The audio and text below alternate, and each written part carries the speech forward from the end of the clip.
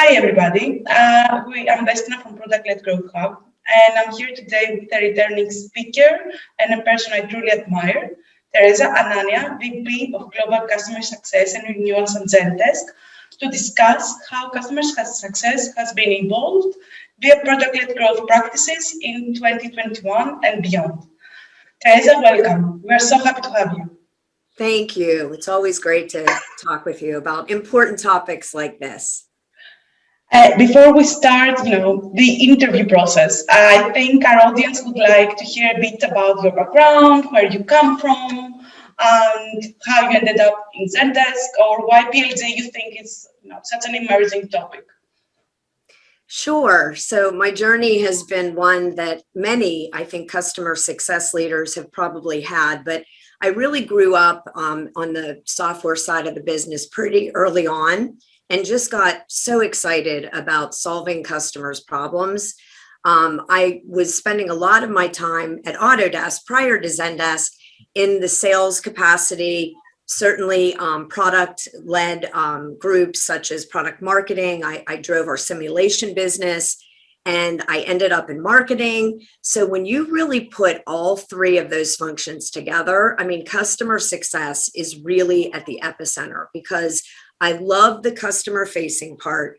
When Autodesk decided to go on their journey to a subscription business, it became so clear that we needed to earn customers' business. We needed to earn the right, show the value in the software solution, different from the on-prem software business where much of what they invested in was upfront. So once we realized at Autodesk the importance of combining all of those cross-organizational functions, I took one of the lead roles there in customer success. And frankly, ever since, it's been great. Zendesk was an opportunity for me to really become that thought leader in customer experience. As you may know, we develop a platform, a SaaS solution for customers to deliver the best customer experience ever.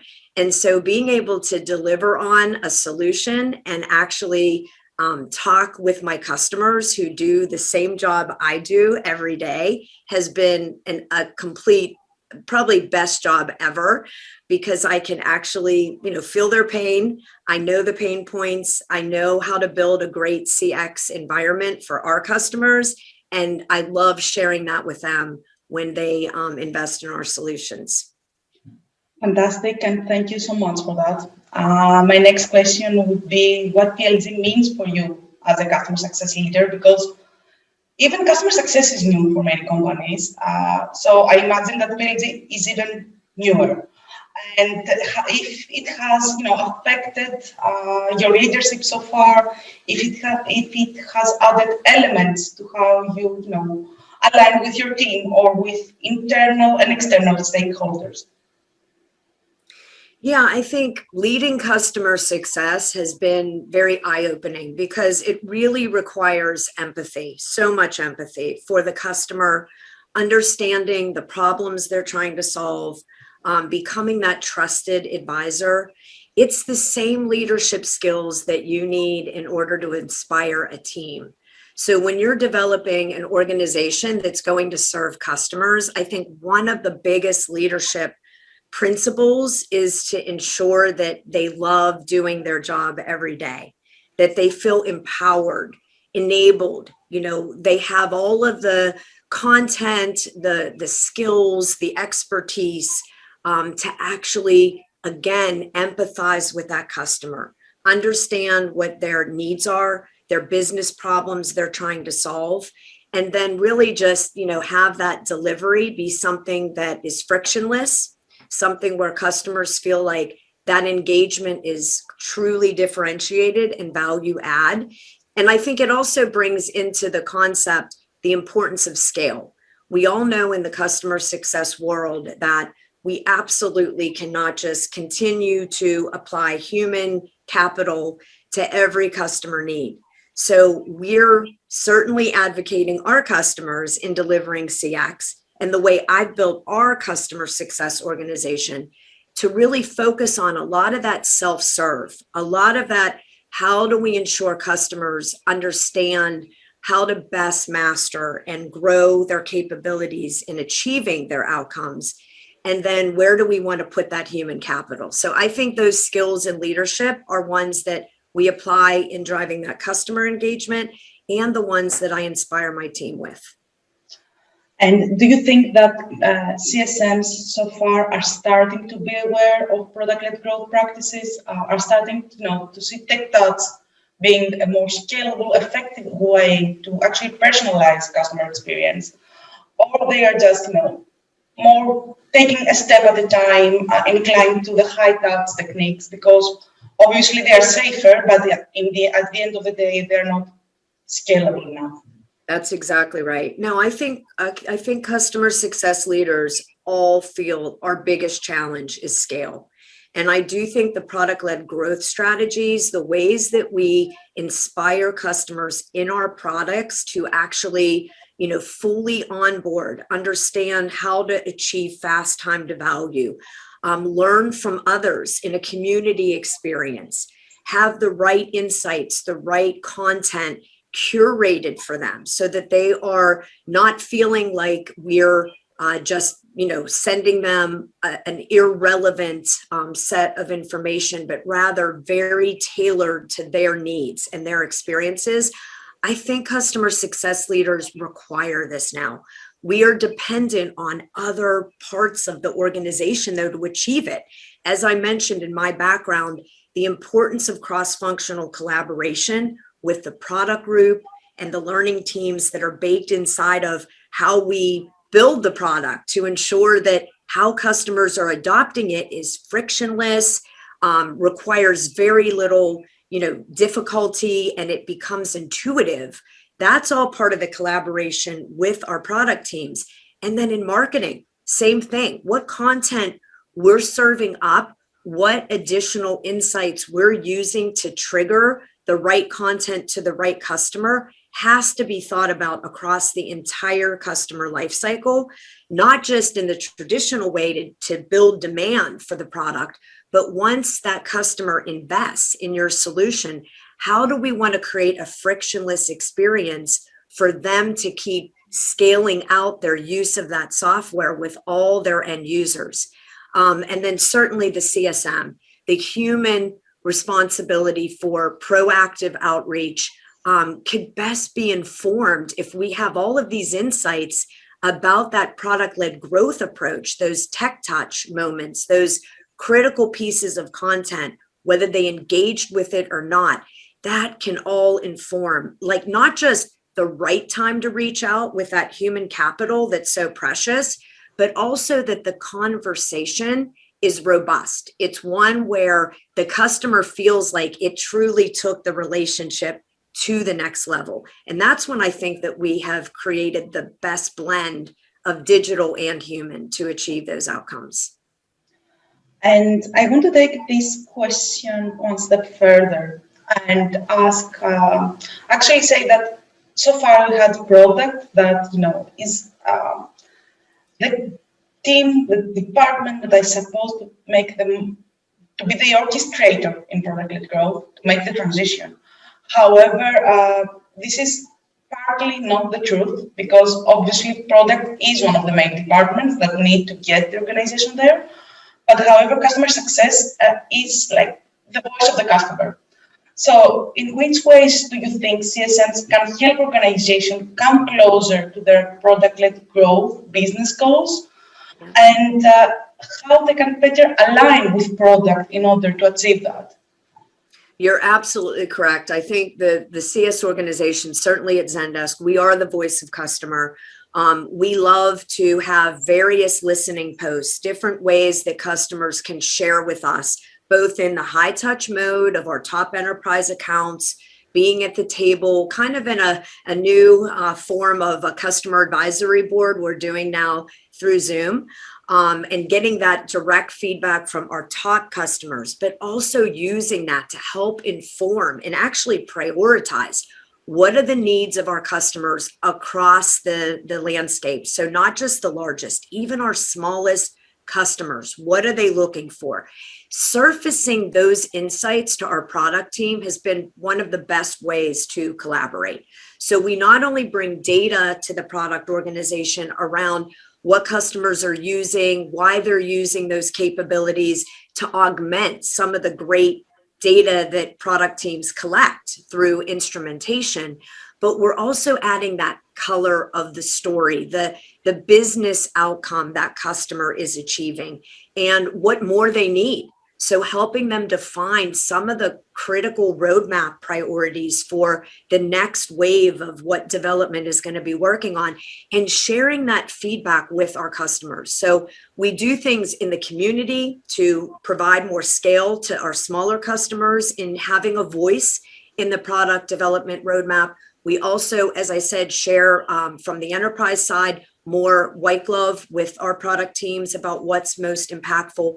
I think by doing that, our product teams have become just really, again, empathic for the customer. They recognize the importance of how to build very intuitive software to allow them to kind of self-serve, create more needs and use in their end user community that doesn't require, a heavy-handed sales motion. It's very easy, for instance, to just click in the product and add more seats or add more capabilities to move up the stack. Those frictionless experiences and the learning path that is created based on that voice of customer, I think, creates that entire company putting the customer at the center. Okay, thank you so much for that. I want to move a bit deeper and ask if it's possible for you to mention to us some KPIs that are critical for customer success managers' success when product-led growth is in place.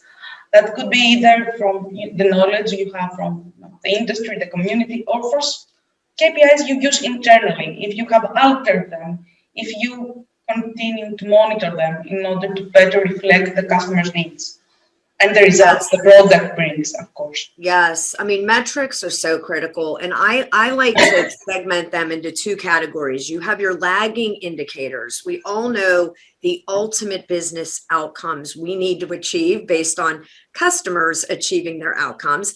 And for success leaders, that is typically, an attrition budget, like reducing churn and contraction, growing the renewal rate. And also some of us are starting to look at net retention rate, which is really looking period over period at account growth, which really factors in both the churn and contraction and the expansion. So when you think that those are your outcomes in the business that need achieved by customer success and product-led growth initiatives, what are the leading indicators that help you know if you're really on track? So for the product-led growth ones, I can tell you that we do look at both the self-serve digital experience cohort and then those that have maybe both digital and human engagement. And we're looking for onboarding success really by day 30, day 45. That would most represent that fast time to value that we care about at Zendesk. So we're looking at when is the activations, the provisioning of the agents. So we can very specifically see if they have, let's say, 50 agents that they are deploying our technology to, how many have started using by that day 30, that day 45. That's all instrumented in the software and allows the CSMs to engage when customers look like they're not fully deployed. So what went wrong? How might either our self-serve content, help get them faster time to value, or we might need an outreach for certain because the customer is a bit stuck. So that's one key moment of truth, is that onboarding. And then we look during the period of their life cycle, well before their renewal date. How are they adopting some of the critical features in the software that most indicate as a proxy for customers achieving their CX or IT goals? And when those 6 or 7 key capabilities have not been yet leveraged in the customer journey, again, the digital content could basically trigger a very tailored outreach, providing them easy access to learning content online that is fully free, or reaching out to a CSM if they need help. So we're looking at that particular set of key functionality to determine, are they truly mastering not just that they have our support platform, let's say, but are they getting the key capabilities out of that support platform, such as, reporting and AI, also some of the SLAs that they expect to achieve, are they achieving them? And then the final thing we're looking at is utilization. So I think with the pandemic and a lot that's changed in the macroeconomic factors, customers need to see not just that they're getting full potential out of the capabilities, but that they're getting full potential out of the licenses that maybe they're starting to buy online across the organization, and giving a lot of decentralized budget to departments to add more seats. They want to know they're getting utilization at that IT budget level. They want to make sure that they're not like over, licensed or under licensed. So some of the capabilities we're looking for would be the utilization factor, the monthly average users, if you will, and helping even the IT group know you're getting, well over 75 to 80% utilization, and sometimes, 100%. That kind of data helps determine what is going to lie ahead in that renewal period. So those are some of the key metrics we look at, both leading and lagging indicators. That gives me the opportunity to actually ask if, due to that transition, have you also altered some methods? For example, if you have altered, for example, the tools that you use internally in order to gather that data, to assess the user experience, to assess adoption. If you have any tools that for audience, for customer success managers to look up into in order to make them more proactive. No, I think tools that we're like any great SaaS company, there's always a stack of tools that are essential in developing the right insights. Obviously, Zendesk is on Zendesk. So a lot of what I'm referring to comes right from our very own platform, because we can identify, where utilization is, and so can our customers using our tools. We have great reporting in Explore that helps determine insights about where potentially our tickets or other channels of servicing customers might be getting stuck. So handoffs, think about workflows where various people in the organization need to serve our customers and our customers' customers. So we're looking at the whole SLA. How would a customer from beginning, coming in the door, needing help, to the end period really get not only CSAT, satisfaction, some of those sentiments that are both qualitative and quantitative, but how long did that take? Where did it get stuck? What are some of the ways that we can improve that workflow to make it more streamlined, to serve up content at the right time so that the people helping the customers actually have the right things at their fingertips? So a lot of our instrumentation is through our own tool of Zendesk. And I mean, there's obviously great survey systems out there that we're using, like SurveyMonkey and Qualtrics. And, we're leveraging really the best in breed of some of the best software out there to surface, as you said, these key insights. And most importantly, not just share it as data, but have it be actionable. I think that is really key. Yes, of course it is, and it always is a matter of point of view. What about feedback, though? I mean, we have feedback via the product itself, and we have feedback, qualitative feedback. Mm-hmm. And in product-led growth, we need to align both of them. So I don't know if altered your methods there. I know that product usage is so new. So I don't know if that altered your workflow, or it just added something to it, or you continuously improve it by aligning it with product or with product marketing. Anything that would make sense there?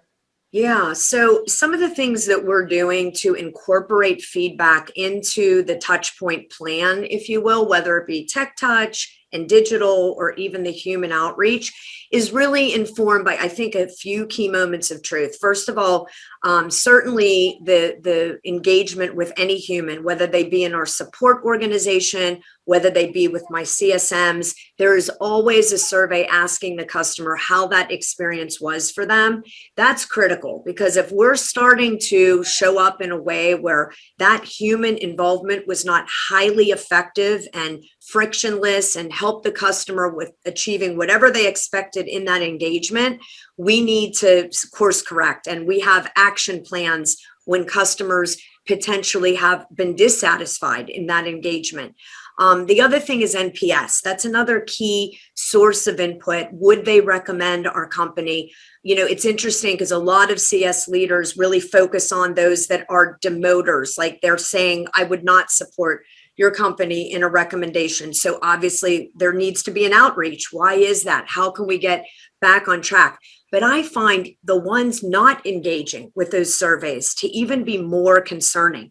So I feel like feedback loops are both from those engaged, but those disengaged. What does that tell you about the customer? They could absolutely be dissatisfied, but just not so much so they're not even taking the time to share that dissatisfaction. And then I think some of the other qualitative information is like gleaned from community sentiment, other listening posts that help you understand, what are the things on our customers' minds where we could be doing better. So all of that feeds into not only the strategy of how we design out the customer journey and ensuring that things where they're getting stuck are incorporated into the digital engagement and or the human, but also helps us understand, in that moment of engagement, how we might want to circle back and make sure that we, course correct and we literally understand from the customer better, where did we fall down? So I think the qualitative and quantitative information helps at the management level in building strategy, and we see patterns and helps us inform that intentional, ideal customer journey, but it also helps in the moment if you make it actionable. I think the worst thing is when customers feel like it's a one-way survey or the feedback loop, even in voice of customer, is without a closed loop back to them. So we're trying super hard to make sure customers feel like they have a full closed loop and they understand that we heard them and that they're going to be, frankly, even as big as our company has gotten, every customer matters and we want them to feel that way. And my next question would be, the voice of the customer is always a matter, as you said, under consideration. We always try to make the customers to feel the more engaged as humanly possible. And this is only one challenge, no matter what framework or practices are in place. However, which could be other kind of challenges you may face internally or currently face, or you think that may arise in the future that are related to product-led growth per se? And that could be ways to convince the team to alter their ways. That could be to inject some new KPIs alongside churn or renewals or expansion. It could be pretty much anything that is injected in your workflow overall. So any insight would be very interesting for us. Yeah, so I think that, expansion is on the mind of almost every customer success professional, because I think we've all come to realize that we can't sustain a viable customer success organization if it's just based on retention and trying to mitigate any contraction or churn. It's just not a growth model. So I think many of us have either resorted to monetizing customer success, which some have done. We do not do that at Zendesk. We believe all of our customers should be entitled to customer success as part of their subscription. So the alternative is a way to start thinking about how do we grow the upsell, cross-sell opportunities with our customers, whether in product or with human-led activities. And really the balance of those two is so critical. So I know in our customer success arena at Zendesk, we've built playbooks around when customers have a propensity score that looks like they're ready for more. So think about it as when I talked about fast time to value, they look healthy. During that adoption journey, they're mastering all the capabilities that are within the solution of what they already purchased from Zendesk. but then how do we take them along that maturity curve to achieve even better outcomes and better ROI? And that's where the expansion conversation comes in. So it is a challenge because, of course, in success, we always want to protect and, insulate our success managers from being a commercial, type of resource for our customers, because it might erode that trusted advisor status. But how might we engage in the conversations that help the customer realize for themselves inside the product they are ready for more? So making that self-serve, digital, very frictionless experience available to them has really led to a lot of product-led growth, but it's kind of nudged along by that CSM, helping the customer unlock maybe some of the capabilities that help them achieve that CX gold standard that they didn't know existed outside of the current platform they've invested in already. That is, I couldn't agree more, actually. That is very insightful. Thank you. And honestly, yes, that is the goal. I mean, we should not actually face CSMs as just the persons that are going to lead us through renewals or upsells. They are there to advise us to improve the customer experience. And I think that product-led growth embraces that rather than confuses. That's exactly right. I think CS folks are in the best natural position to unlock some of that product-led growth. If customers are not seeing it for themselves, the CS professional talking through customers' business outcomes and how they best achieve them, I think we're in a great position to have those conversations. Yes, and now with COVID, it's even better because everybody needs to accelerate faster. And I think that now is a position for systems to thrive and take this opportunity for the better.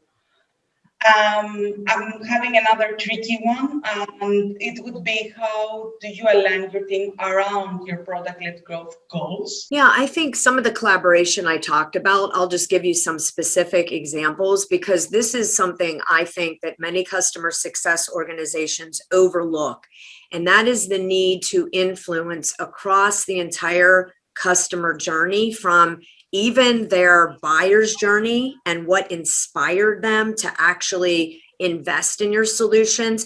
How could that data inform then the way you want to personalize and curate the experience, product-led, to grow through the use of the technology and master those solutions? So as an example, we really started thinking about that entire buyer's journey and really identified that some of our online learning content should be free. It should not be for pay, because we were finding so much of the human time going into educating our customers on some of the basics.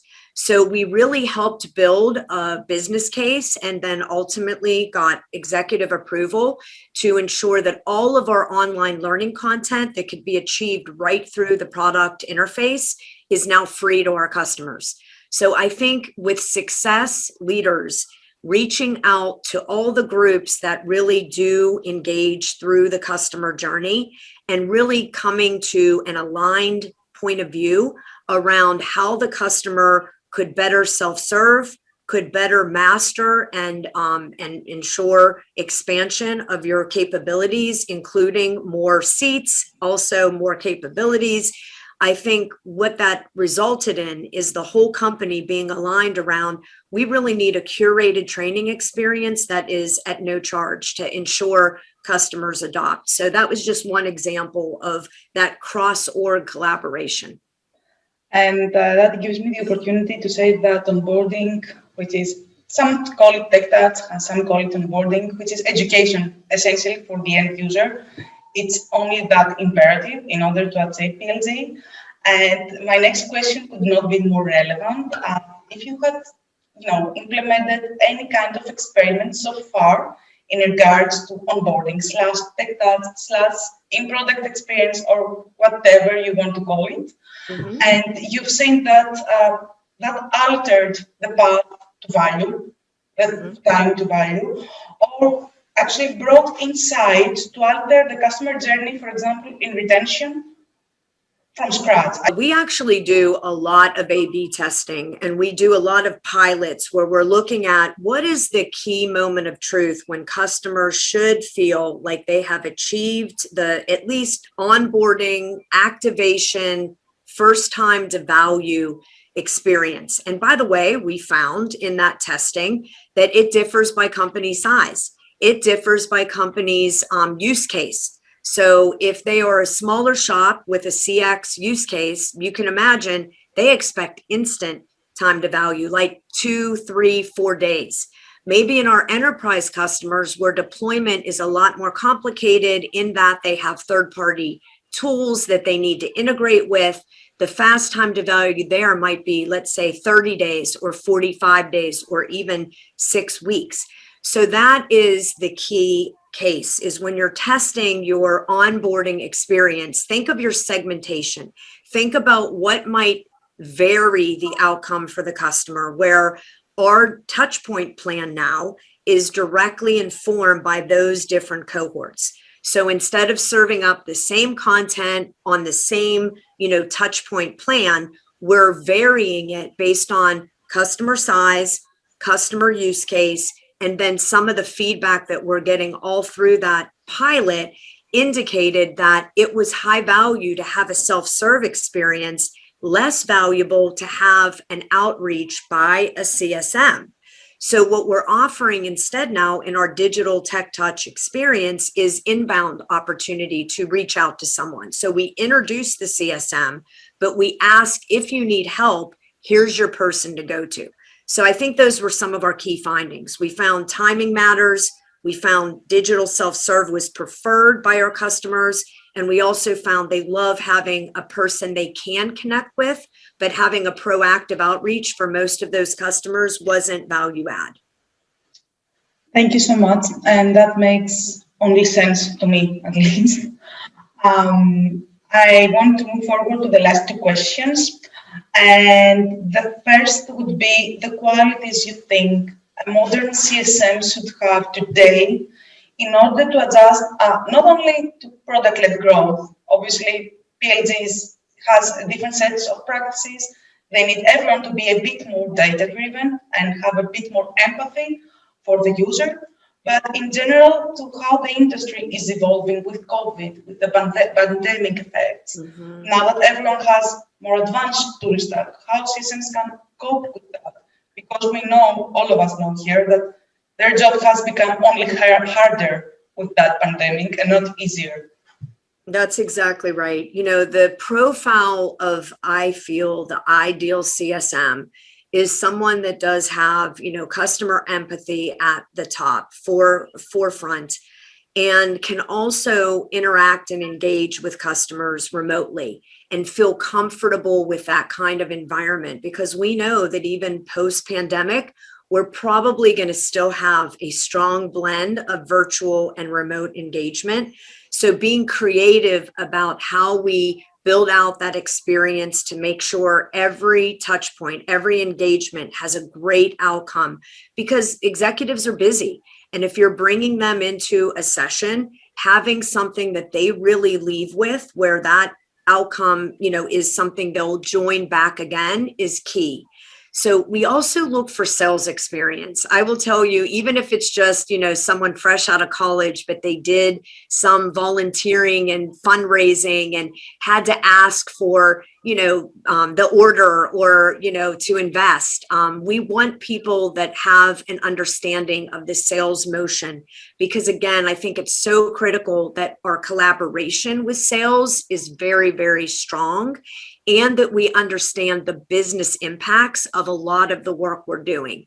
And then I think finally, because customers' sense of urgency has just grown and they are accelerating their digitization plans and the very things that our CX platform stands for, we need people that are persistent, that are leaning in, that are being the voice of the customer with all of the resources behind them as like the quarterback for that customer engagement. So they may not have all the answers, but they should have the kind of personality where they will be that single point of contact for the customer, take ownership and responsibility to be the voice for the customer, and then bring in all the resources that are essential to make that customer feel like well surrounded by all the experts that are needed potentially for their situation. So those are some of the key profiles we're looking for these days.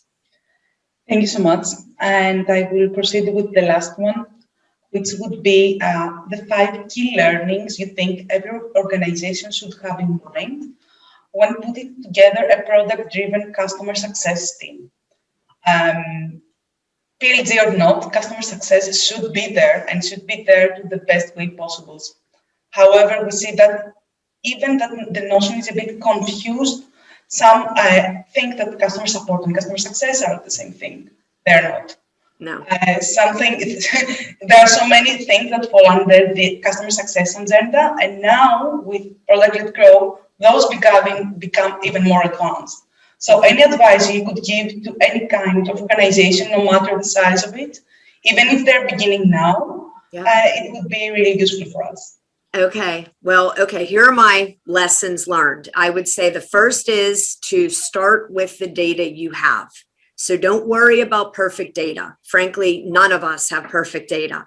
So look at what you know about your customers, how you might think about a differentiated experience for those that are very large, that require that high touch, white glove treatment, and those that are very small, where you won't be able to afford that kind of a level of human engagement.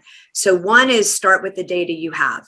Two is, I think it's critical in any size company to align at the top with roles and responsibilities. What will the CS team be responsible for, and what will sales be responsible for? And then you might even have a renewals team, as I do. What are their swim lanes? So engaging and having that like racy, where you can identify who is in what, who's leading what, and who is in support of what, really helps determine then the playbook. And that also is the third lesson, is about metrics. Extremely important from day one to be measuring impact. So yes, the renewal rate, the churn and contraction rate, those are all the lagging critical business outcomes. You have to measure that. But looking at the key leading indicators that might best correlate to that business outcome is critical to be measuring from day one, so that you can always be demonstrating the business case. Onboarding with our CSM or through the digital tech touch has this impact on fast time to value versus those that didn't get any of that engagement. That comparison, that measurement, critical. And then I would say, finally, I really do believe one of the newest things we've done at Zendesk is we have now compensation that aligns to those metrics.